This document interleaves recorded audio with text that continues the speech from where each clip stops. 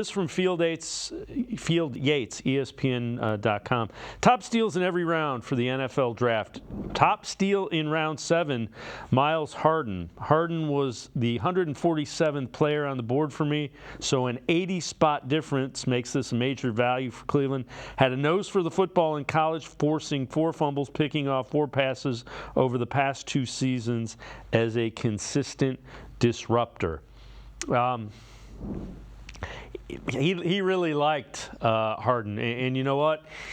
Browns seem to understand what traits and characteristics play from the cornerback position. I think we can agree Andrew Berry seems to understand that. Yeah, Yates wasn't alone. There were several analysts that, like Joe Marino, who was very high on Harden as well. And he was someone I didn't get to during the draft cycle. He was a little too far down the cornerback rabbit hole. And one of these years, I'm going to be able to predict the corner they're looking for. I haven't gotten there yet.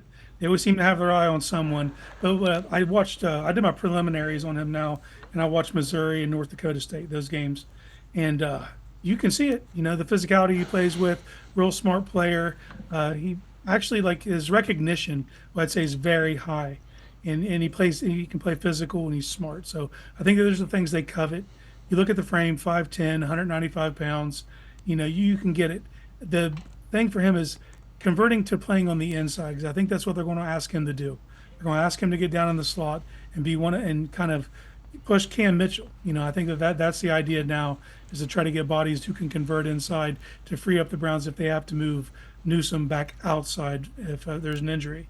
So I think that's going to be the key. And also, when you're a 7th-round pick, nothing's guaranteed. You know, so he's going to have to come into camp. He's really going to have to impress. And that cornerback room's hyper competitive. You know, so they're going to put him in and thrust him right into the fire and make him prove himself. But I think just from the makeup of him, he does have a pretty good shot to make the roster.